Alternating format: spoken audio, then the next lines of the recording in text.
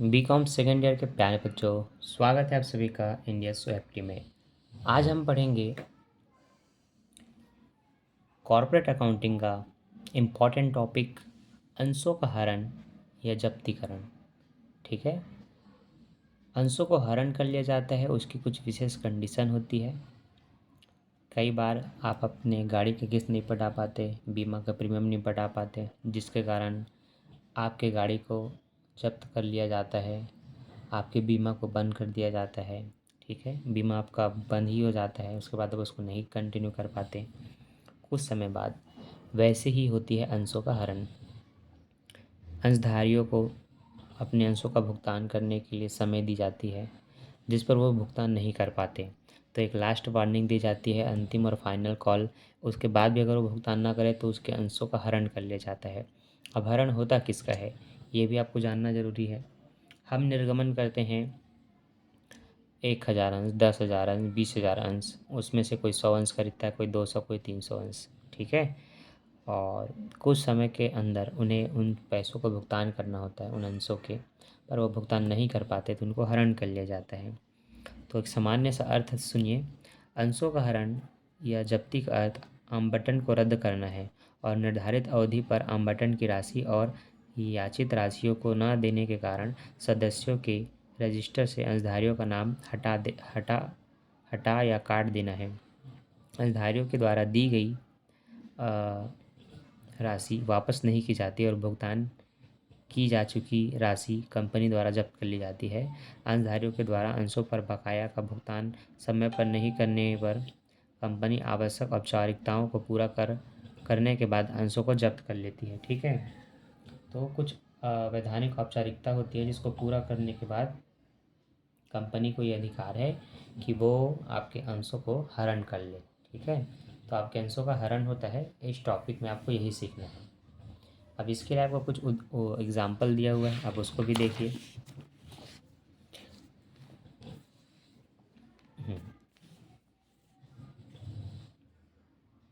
जैसे कि ये देखिए ध्यान से, यहाँ पर बताया है कि एक कंपनी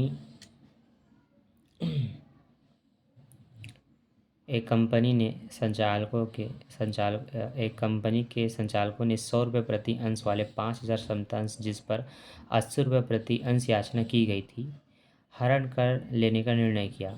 इन अंशों का धारक प्रथम याचना पर 30 रुपये और द्वितीय याचना पर 20 रुपये का भुगतान नहीं कर सका। तो 5,000 समता अंश, जिस पर 80 रुपये के हिसाब से भुगतान होना था, एक अंशधारी है जिसने प्रथम याचना और द्वितीय याचना का भुगतान नहीं किया। इसका मतलब उसने आवेदन या आवंटन की राशि तो चुका दी है। तो 80 रुपये के हिसाब से ये 30 और 20 केवल 50 रुपये हुए। अब 80 में केवल 50 है, इसका मतलब 30 का भुगतान हो चुका है। तो वो 30 रुपये वाले में से हो सकता है 10 रुपये का आवेदन हो, 20 रुपये का आवंटन हो।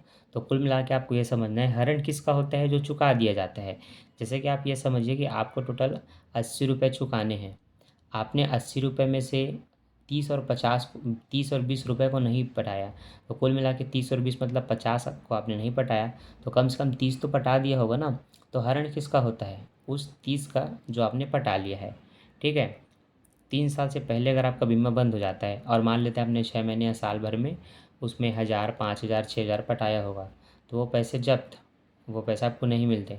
कम से कम 2 से 3 साल कंटिन्यू पटाना रहता है, जिसके बाद आप ना पटा पाएँ तो उतना पैसा आप निकलवा सकते हैं अपने बीमा कंपनी से। लेकिन वहाँ भी यही रूल है कि अगर समय से पहले अगर आपने बंद किया तो फिर बंद हो जाता है। ठीक, आपको मतलब उतना पैसा आपका जब्त कर लिया जाता है। तो वही चीज़ आपको यहाँ पर सीखना है। तो देखो ध्यान से, कितने रुपए प्रति के हिसाब से था, 80 रुपये। अब 80 रुपये का गुणा आप इसमें करो, अब 20 रुपये को आप भूल जाओ। ठीक है, 100 रुपये में से 5,000 समतांशों को, जिस पर कि 80 रुपये प्रति याचना की गई थी, उसको हरण करने का निर्णय लिया गया। तो आप 5,000 और 80 का तुरंत गुणा करेंगे, जिसके लिए आपके पास कैलकुलेटर होना चाहिए, और कैलकुलेटर है तो आपका आंसर फटाफट आएगा। नहीं तो आप ये देख सकते हैं, मैंने 80 और 80 और 5,000 का गुणा किया तो आपका 4 लाख रुपये निकला। तो यहाँ पर हरण की प्रविष्टि क्या होती है, देखो ध्यान से। हरण की प्रविष्टि में सबसे पहले आप अंश पूंजी खाता विकलन करते हैं। ठीक है, तो यहाँ पर समता अंश है, तो समता अंश पूंजी खाता विकलन equity share application capital account debit, equity share application बोलते हैं बार बार, equity share capital account debit. तो आप यहाँ ब्रैकेट में बता सकते हैं कि आपने 5,000 अंशों का 80 रुपये के हिसाब से गुणा किया तो 4 लाख आया, जो कि यहाँ पर 4 लाख रुपये आप देख रहे हैं। ठीक, आगे आपको हरण कितने का हुआ ये बताना है। तो देखो मैंने कहा 80 में से 30 का भुगतान हो चुका है, बाकी बचे 50 उनका नहीं हुआ था, जो कि 31 और 20 रुपये था।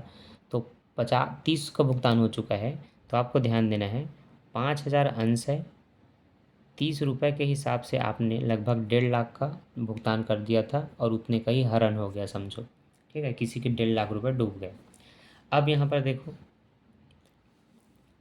Share forfeiture account debit to share forfeiture, अगर ये लिखा है फॉरफीचर इसका मतलब ये हरण है। तो हरण से उतनी राशि को मल्टीप्लाई करके बताओ जितना पेड हो चुका है, इसीलिए इसको पेड लिखा है।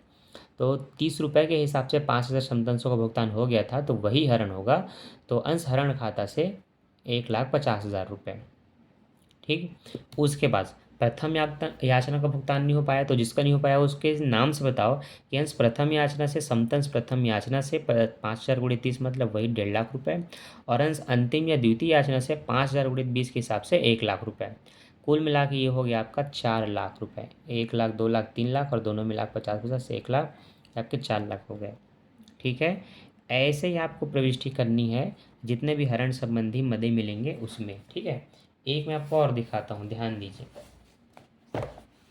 ये 12वीं का बुक है, देखिए इसमें भी ध्यान दीजिए। संतोष के पास 10 रुपये वाले 50 अंश थे, जिन पर उसने आवेदन के समय 3 रुपये और 2 रुपये आमबटन के, किंतु वह प्रथम मांग का 3 रुपये का भुगतान न कर सका। ठीक है, संचालकों ने उसके अंशों का हरण कर लिया गया। अब यहाँ पर 10 रुपये में से कितने रुपए वाले का है वो स्पष्ट नहीं बताया है उस प्रश्न के जैसे, लेकिन यहाँ पर आपको राशियों को प्लस करके देखना है। आवेदन के समय 3 रुपये, आमबटन के 2 रुपये, तो 3 और 2 5, और प्रथम मांग का 3 रुपये, और शेष वगैरह नहीं बोला, मतलब 3 2 5 और 3 8, 8 रुपये आपके टोटल उसके पास हैं, जिसका वो 50 अंश से गुणा करेगा। तो 8 पंचे 40 मतलब 400। तो देखो समतंश पूंजी खाता विकलन या अंश पूंजी खाता विकलन 400 रुपये। ठीक है, share application account, share capital account debit 400। अब इसमें से हरण किसका हुआ है ये देखो। आवेदन के उसने 3 रुपये और आमबटन के 2 रुपये चुकाए थे, किंतु वह प्रथम मांग का 3 रुपये भुगतान नहीं किया, मतलब 3 2 5 का भुगतान कर दिया था। तो 5 पंचे 25, 250 का हरण होगा जितना भुगतान हुआ है। तो आप कहेंगे फॉरफीचर टू फॉरफीचर 250।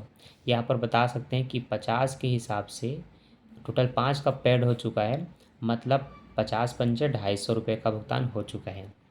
अब प्रथम याचना का नहीं कर सका तो उसको ऊपर या नीचे लिख सकते हो। इस प्रथम याचना से 50 गुणित 3 तो 50 दिया 150। ठीक है, वो आपका यहाँ पर देख सकते हैं 3 रुपये का ही है आपका प्रथम मांग। ठीक है, तो इस तरह से हरण की प्रविष्टि की जाती है, और बाकी फिर आपको कारण में वही बताना है कि इतने अंशों के धारक ने इतना का भुगतान किया और इतने का नहीं किया, इसलिए उसके अंशों का हरण कर लिया गया। ठीक, अब हरण संबंधी आपको बहुत सारे क्वेश्चन मिलेंगे 12वीं में और कॉर्पोरेट अकाउंटिंग में, और इसकी जितने ज़्यादा क्वेश्चन आप बनाएंगे उतना ही आपका जनरल एंट्री इम्प्रूव होते जाएगा। तो जितना ज़्यादा हो सके बनाइए और अपनी अकाउंट्स को थोड़ी इम्प्रूव कीजिए। अगला देखिए 20 रुपये वाले 100 अंश थे जो सम मूल्य पर निर्गमन थे। 4 रुपये आवेदन, 5 रुपये आमबटन, 5 रुपये प्रथम मांग। 20 रुपये में से 4 5 5 5 4 5 5 10 4 14 हो गया, किंतु याचना के 6 रुपये भुगतान नहीं कर सका। या अंतिम याचना का भुगतान नहीं कर सका मतलब 14 का भुगतान हो चुका था। अब चूंकि ये टोटल रुपये सब पूरे 20 हो रहे हैं, 20 का गुणा करके यहाँ पर टोटल अंश पूंजी इनकी निकलेगी 20 और 100 इंटू 2,000 रुपये। तो देखो यहाँ अंश पूंजी खाता विकलन 2,000 रुपये लिखा है। ठीक है, share capital account debit to 2,000। अब इसमें से 14 का पूरा भुगतान हो चुका है, 5 5 और ये 5 5 10 और 4 14। तो इसका गुणा कर दीजिए इसके साथ, 14 के गुणा 100 से करेंगे तो 1400 हो जाता है, मतलब 14 में 2 जीरो और लगा दो पीछे। तो अंश हरण खाता से टू फॉरफीचर शेयर 1,400 रुपये, उसमें से 6 रुपये के हिसाब से भुगतान नहीं कर सका तो 100 छक्का 600। तो अंतिम याचना से 600 रुपये। यहाँ पर इस तरह से बता देंगे कि 100 अंशों के धारक ने इतने अंशों का भुगतान नहीं किया, इसलिए उसका हरण हो गया। ठीक, आई होप आपको अंश हरण की ये प्रविष्टि समझ में आ गई होगी, और नहीं आई है तो कमेंट कर सकते हैं, बाकी आ गई है तो अब आप ऐसे बड़े बड़े क्वेश्चन को बना बना करके देखिए, खास करके एग्जाम्पल्स के ही। एग्ज़ाम में एग्जाम्पल के ही क्वेश्चन बहुत आते हैं और आप प्रैक्टिस ज़्यादा इसका नहीं करते, आपको केवल प्रैक्टिकल क्वेश्चन जो पीछे दिया उसको बनाना होता है। पहले इसको बना लो, सीख लो, उसके बाद उसको जाके बनाओ, आपसे पूरा बनेगा। ठीक, तो आज के टॉपिक आपको समझ आया तो वीडियो को लाइक कर देना और दोस्तों के साथ शेयर ज़रूर कर देना। मैं मिलता हूँ नेक्स्ट वीडियो में, अभी के लिए बाय। थैंक्स फॉर वॉचिंग बच्चों, बाय बाय।